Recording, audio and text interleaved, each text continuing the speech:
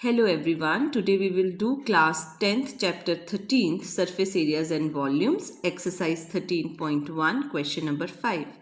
A hemispherical depression is cut out from one face of cubical wooden block such that the diameter L of the hemisphere is equal to the edge of the cube.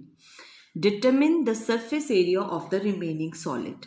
Now in this question a cubical block is there and from the top a hemispherical depression is cut out, that is taken out. So the figure or the solid looks like this.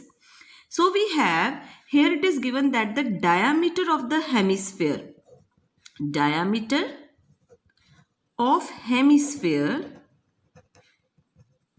is equal to L. Therefore, radius will be L by 2.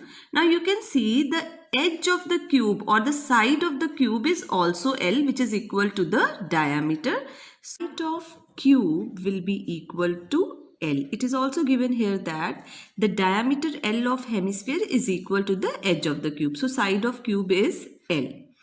Now, we have to find the surface area of remaining solid. Surface area of remaining solid, this is equal to total surface area of cube plus curved surface area of hemisphere minus base area of hemisphere.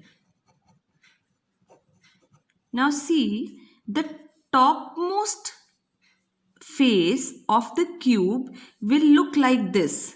That is, from this square a circle is cut out, or from the cube a hemisphere is cut out. So that means we have to subtract this area.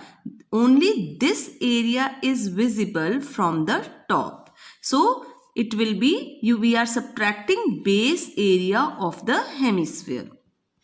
This is 6a square plus 2 pi r square. Base area of hemisphere is pi r square.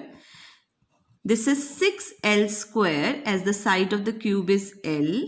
And this is 2 pi r square minus pi r square will be pi r square. This will be equal to 6l square plus pi. R is L by 2. L by 2 whole square. So 6L square plus pi L square by 4. So if we will take L square by 4 common, we are left with 24 plus pi. So see, we are taking L square by 4 common. If we will multiply them, 24 by 4 will be 6L square, and if we will multiply them, we will get this part. So this will be your answer.